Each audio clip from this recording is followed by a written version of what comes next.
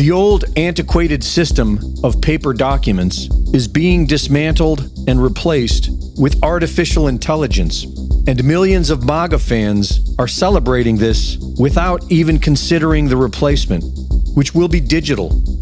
Blockchain technology, which appeared mysteriously in the Bitcoin white paper, is well suited for tagging and tracing every living person on the planet and every transaction we make.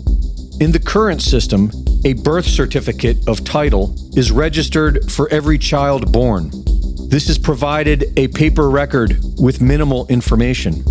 But with biometric data, the new system is capable of assigning a digital ID to every living man, woman, and child born. Locked into the blockchain from day one, every person's carbon footprint can be monitored, their compliance measured, and their overall value to the system can be calculated in real time. Blockchain is an immutable, time-stamped record of every interaction and exchange. And it's not just individuals who will have a digital ID. Every business, every product, and everything we interact with will have a digital ID. This is called tokenization, and it's happening right now. From the perspective of control, it is the most effective method of controlling human behavior that the world has ever known. And while many argue that the blockchain is not capable of doing all this, the problem has already been solved. You can't shut your iPhone off. Oh, I know. It's always listening. It's always pinging towers. It's always pinging Wi-Fi, building a digital breadcrumb trail of where you go and what you do. Everything you do on an unsecured network is at risk. Your passwords, credit card, privacy, and even sensitive work documents could be exposed to prying eyes. Now more than ever, is it important to protect your data online. That's why we use private internet access. With private internet access, you can safeguard all your online activity with military-grade encryption, protecting you from hacks, governments, and even your own internet provider. Plus, they have a strict no-logs policy, which means they don't track or store any of your browsing history, so your privacy stays private.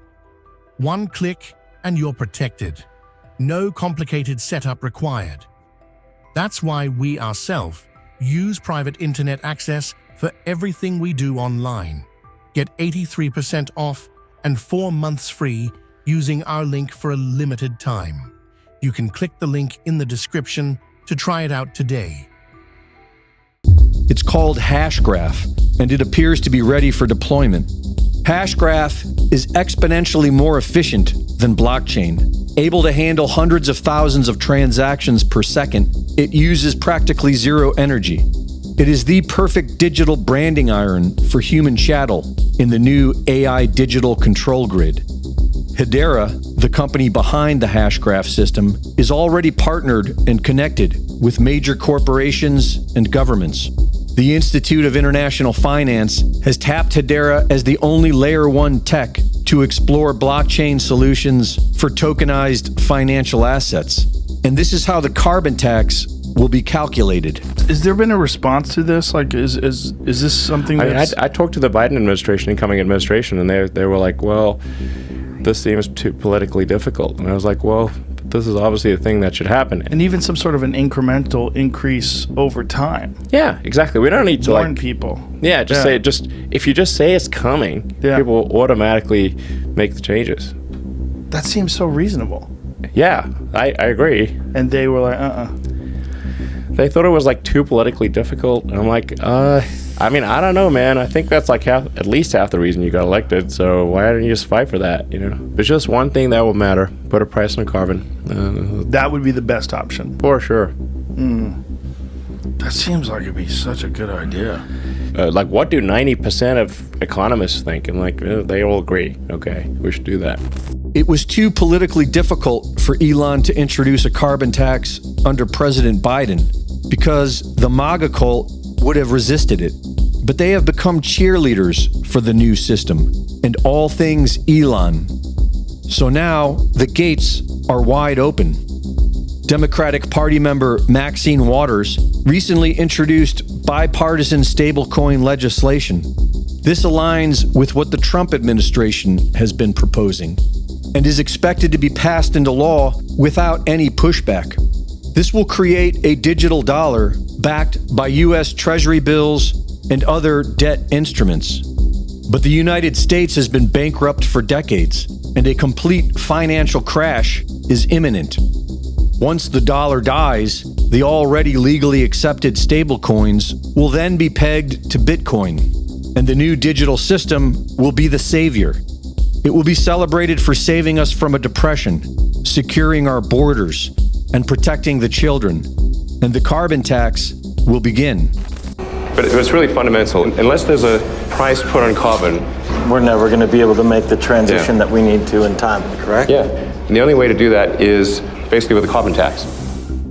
This idea that as long as we have every participant in every transaction prove their identity and we can track and control every transaction through this totalitarian surveillance system, we will end crime.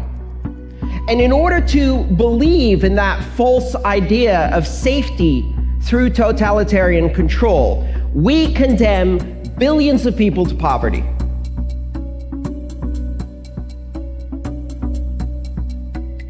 We're sitting at a historical crossroads where the future of money is going to be digital. We're seeing a concerted effort around the world to ban cash, to reduce the availability, the value, and the liquidity of cash everywhere in the world. We saw India demonetize the top 2 value notes they have. Spain is passing a law to make it illegal to make any transaction more than 1,000 euros in cash. Probably the 500 euro, 100 euro notes are going to disappear eventually. You're seeing this process of demonetization, of removing cash from the economy in order to funnel it all into banking systems that are under constant control and surveillance. This is a very dangerous future. And that's usually because they want the taxation or they want the legislation. Either they see that money used by corrupt parties or they just use that as an excuse to control it. The biggest criminals in the world have banking licenses of their own. They don't need to money launder. They own HSBC and that money launders for them. You know, the biggest money launderers in the world are the banks, obviously, because that's where the money is. The easiest way to money launder is if you have a banking license. So of course, the biggest money launderers have banking licenses. These are excuses. What they want to do, of course, is, they say, taxation and corruption, but in fact, this actually increases corruption. So removing cash from an economy and putting everybody under surveillance doesn't mean that criminals can't use money anymore. Of course they can. They will continue to do that. They will always have means of doing it. It just means that everybody else is under surveillance. So you end up surveilling the innocent. What does that give you? That gives you political control. We've never had in the history of humanity the ability to monitor everybody's economic activity all the time. And to give that power to governments without question is extremely dangerous. It won't reduce crime, but it will turn governments into criminals. It won't reduce corruption, but it will increase corruption at banks. And it will put people at the mercy of a system in which, at a flick of a binary switch, you can become a non-person. Went to the wrong website, attended the wrong protests, associated with the wrong political party, expressed support for the wrong idea, off. You no longer exist. You can't buy food, you can't buy anything, you can't earn anything, and all of your money disappeared. Because we don't give you a bank account, and since you can't use cash for anything, then you basically are a non-citizen. You are a non-person. And what this will end up doing is it will end up putting the burden, again, on the most powerless in our society, right? The poor, those who don't have ID, undocumented immigrants, victims of human trafficking, refugees. These people are going to be suffering the burden to create this bourgeois illusion of safety and give massive powers to governments that certainly haven't earned the trust to have these kinds of powers. Criminals will have privacy. The question is whether the rest of us will. And so that is the thing. Criminals will use these systems. Criminals will bypass the rules. Criminals will bribe and corrupt officials. There will always be criminal activity. That's part of society. Changing the way money works only ends up punishing the innocent. And so criminals will always have privacy. Brian, do you want to also have privacy? Or do you want only criminals to have privacy and only governments to have privacy?